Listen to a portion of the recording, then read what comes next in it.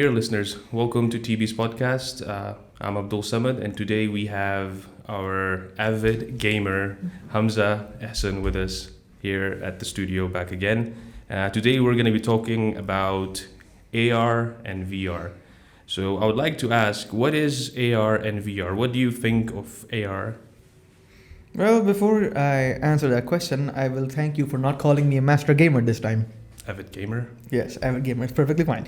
Yes. Okay, so AR and VR, two different things, but as the line I so famously said last time, pretty similar and same, but differently. Same, but Same, different. but differently, yeah.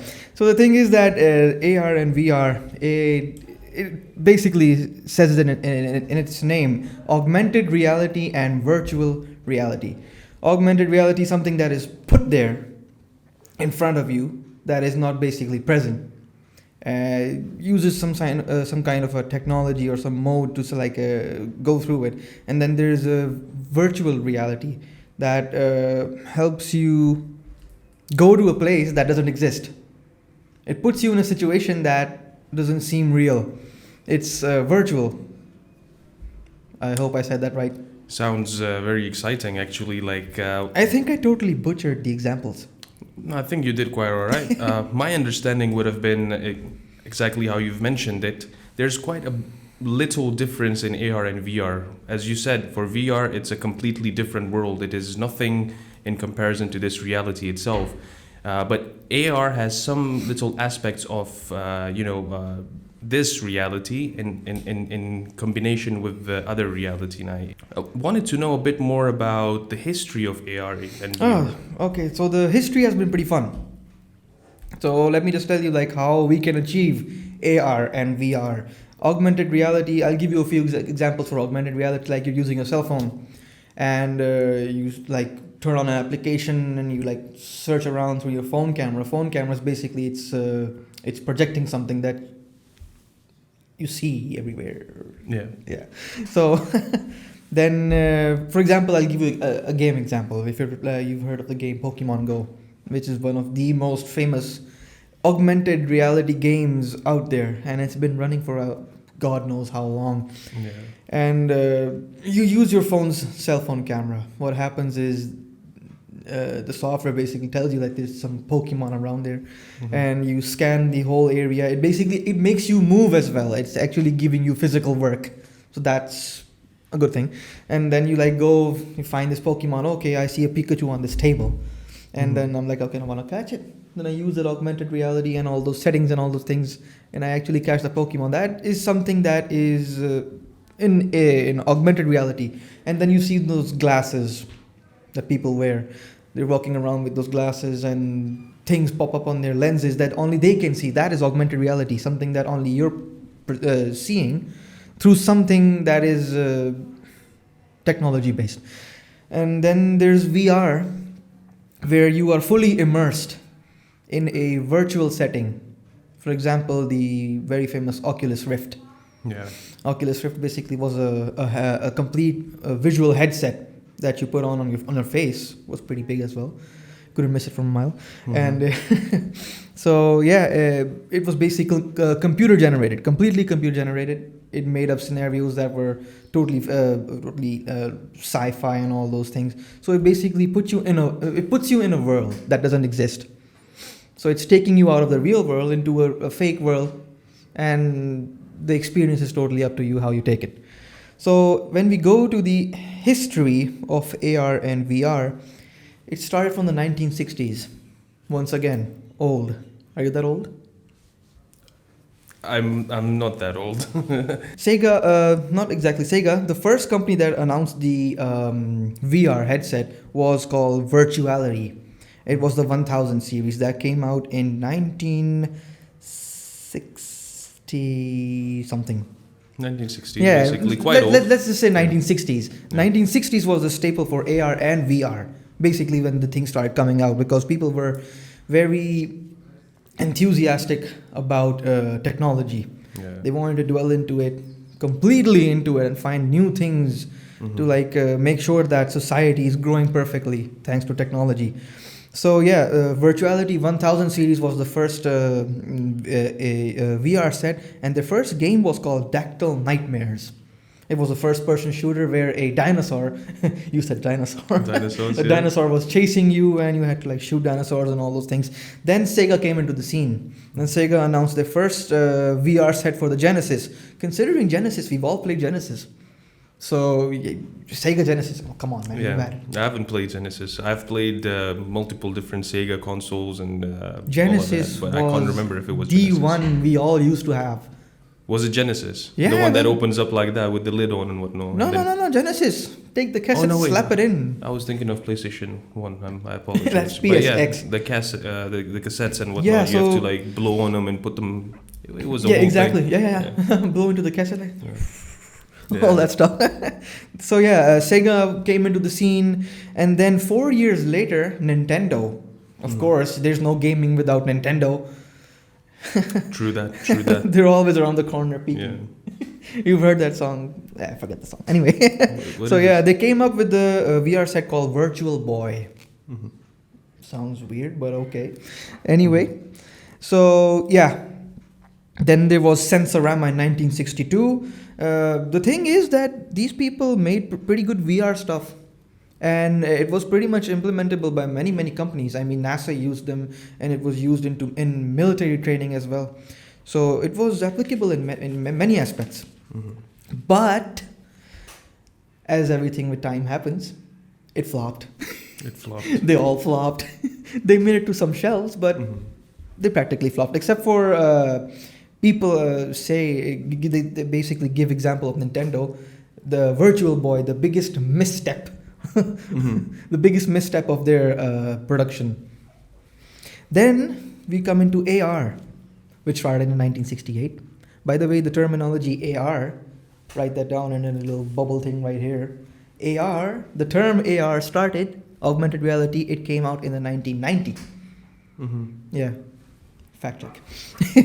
Anyway, the first person to create the AR set was called Ivan Sutherland. Hmm.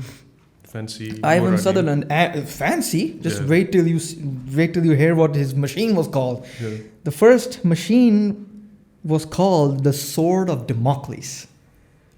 Goodness. Wow. It's something straight out of a MOBA or something. The Sword of Damocles, something, yeah, just amazing. Yeah. So yeah, this was the history.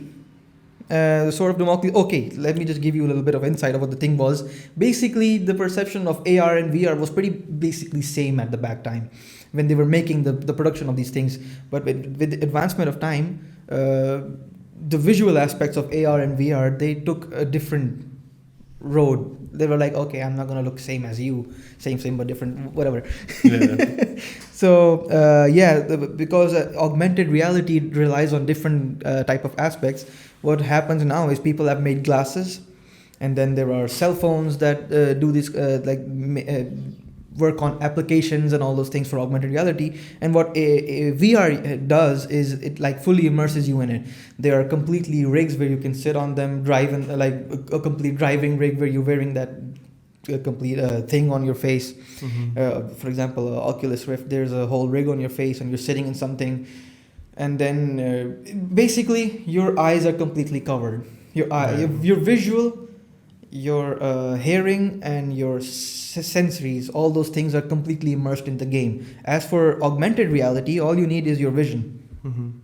So vision and hearing and all those things. So if I want to ask, like, before we get into the further down the history and where all of these things come from, I just want to ask, like, if I were to go to Gigamall right now, and then there's this right by the stairs, there's this little machine, and then, well, I mean, it's for kids, but trust me, because I was really curious and I wanted to try it, and the guy actually let me try it. It's quite small, that space.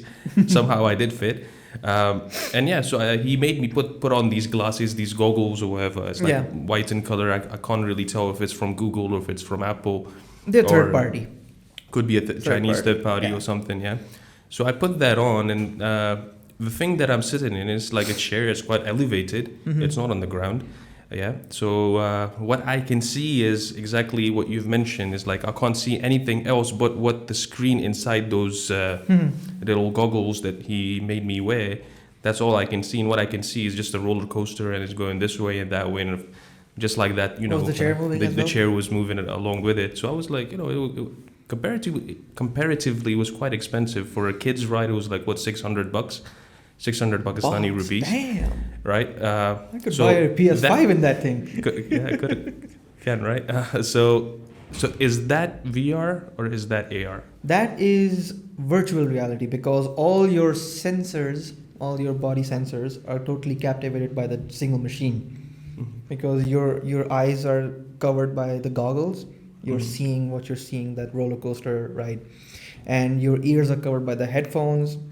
There's a sensory audio control from that machine, and you're also sitting in that chair that's continuously moving with every motion of that roller coaster.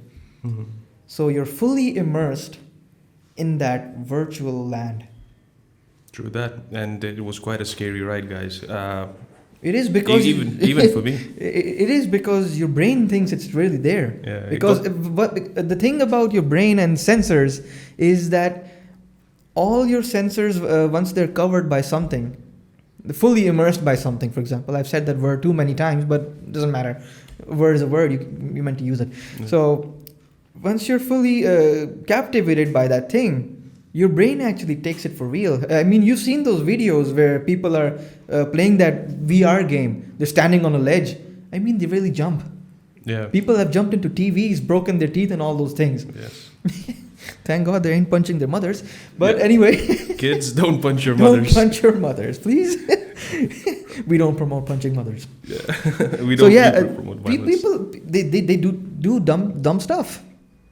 They jump into televisions. They hurt themselves because they're fully immersed in the game. The brain doesn't know what's real and what's fake.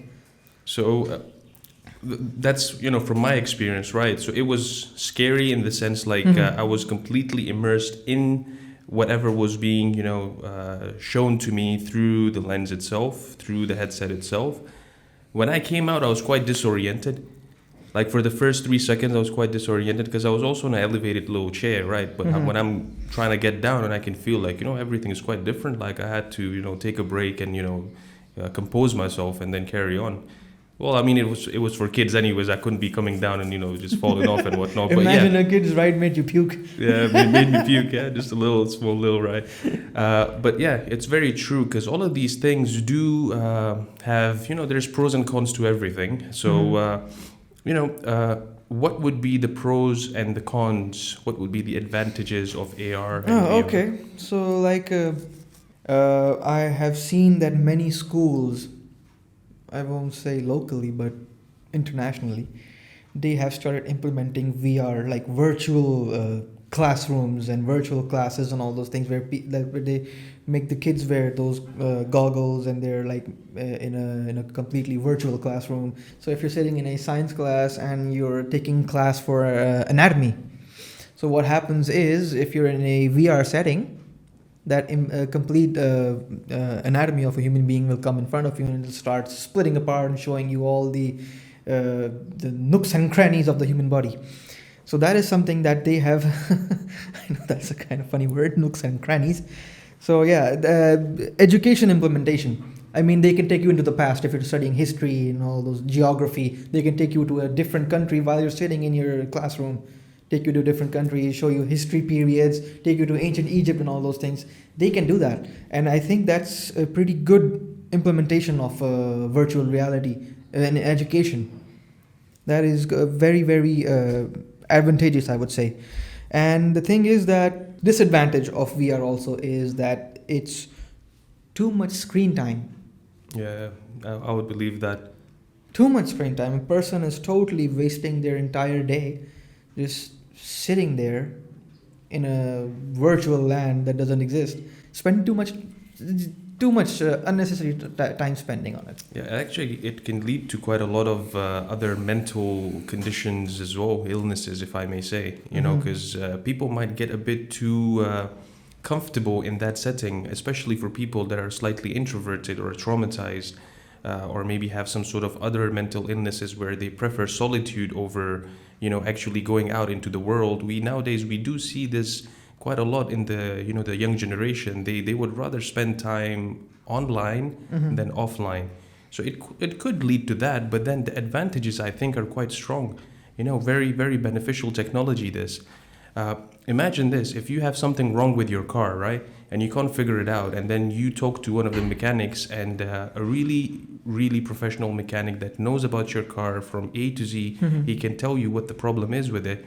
And maybe he's sitting somewhere far away in UK or Australia or something, and then you tell him your problem, he gets you all of the answers, and he sends them to you in like a virtual or AR, a virtual reality or augmented reality sort of format.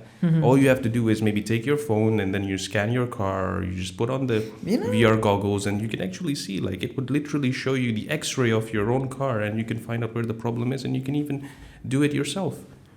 I don't know if people have been doing this, but that's a pretty good idea, actually. It could be. That could be the future. Like, what can happen in the future if right now we're going through this technology? Virtual mechanics. Yeah, we can do our own things. I hope the robots don't take over. What's that company called? That company from Terminator. I don't know. I just remember iRobots. Oh, iRobots. Yeah, it's a movie, right? Terminator is the original. Yeah, I mean Terminator is the T800. T800. Cyberdyne. Cyberdyne. Yep, Cyberdyne's gonna take over, man. My phone is going into emergency contacts. Why? Because I've put it under my thigh. Okay, I was gonna say something. Anyway. Future. Yeah. So. What do you think the future holds for AR and VR, and how much we would require it? The thing is that people are too much dependent on technology these days. For example, like if I give common examples about us, if the internet turns off for some reason, we start panicking. Phone switches off or something like that, your internet goes off, and you're like, okay, I'm back into the Stone Ages. We are too much dependent on technology these days. And as far as AR and VR goes, companies are busy making tech almost every day. So what's happening is that every company out there, they basically want to compete with each other and see who makes the best device. And all right, so Google Glasses, then there was HoloLenses, and then the latest one, Apple Vision Pro, which I don't like at all. Why is it an eyesore? It's an eyesore. It's too big. It looks like a freaking ski mask, and you can see your eyes from them as well. I don't get it. It makes you look all googly-eyed and dumb or something, Something like that. Yeah. I just don't like it. It doesn't seem practical to me. What would you prefer instead of Apple Vision? Okay, so if I were to make my own AR machine, AR? Augmented, augmented. So if I were to make my own tech, I would make sure that it's just simply glasses. That's all you need. Snapchat did something like this, right? Snapchat also comes in augmented reality. Yes, Snapchat is alongside Pokemon Go and all these techs. Snapchat is one of the best examples of augmented reality because all those filters and things. So yeah, Snapchat is a great example. So you were saying? Right. So I think, you see, all of the things that we have right now, all of these glasses and these visual devices and whatnot, it's been done before. It's something not new. Mm-hmm. So the question still remains, do we really need all of these things in the future? Are we really implementing or making good use of all of this tech right now?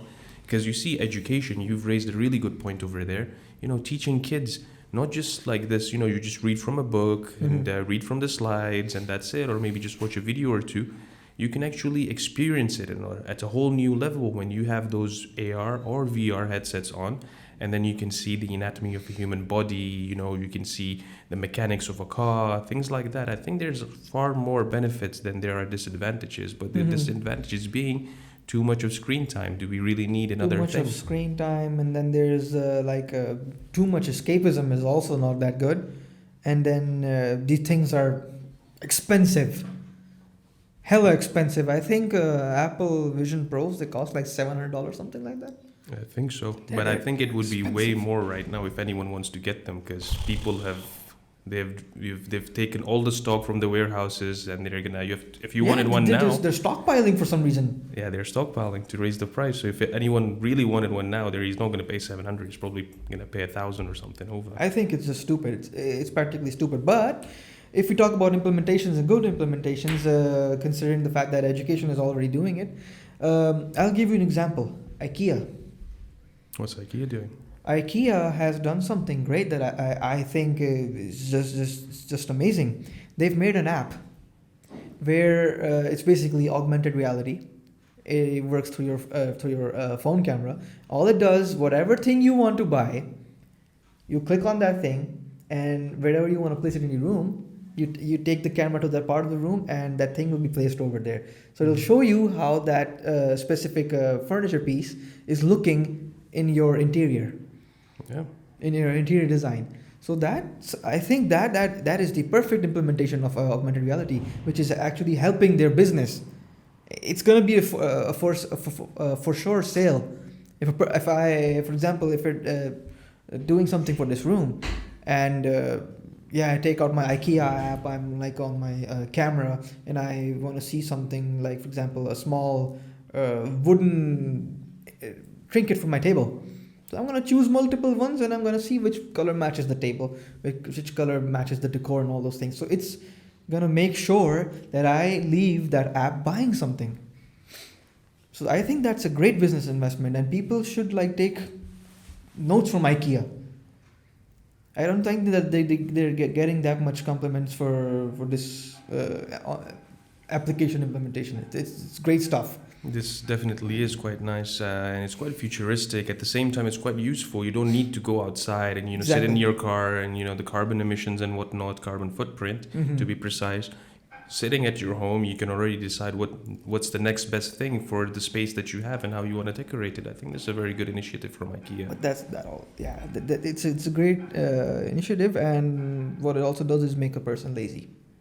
Well, true that, and that's what they show in movies like iRobots and Black Mirror and things like that, where human race is becoming fatter and fatter. Yeah, Wall-E. Yeah. What happens in that? They were fixated with augmented reality and VR. All they did was lay on their floating chairs, put on those goggles, and ate all day. What happened? All of humanity got fat. And they were like in a spaceship floating in space because their laziness actually ended up killing Earth. There was no more greenery on Earth. They weren't cultivating, they weren't doing any farming and all those things. On that note, we've discussed quite a lot of good points, the advantages and disadvantages of the technology that we're having right now in terms of AR and VR. Before we head out, guys, just wanted to tell you this. Tech is good. Tech is your friend. But make sure you stay off the screens, don't do it too much, and I sound like an uncle. Okay, thank you. Keep balance, guys. Keep balance. Thank you.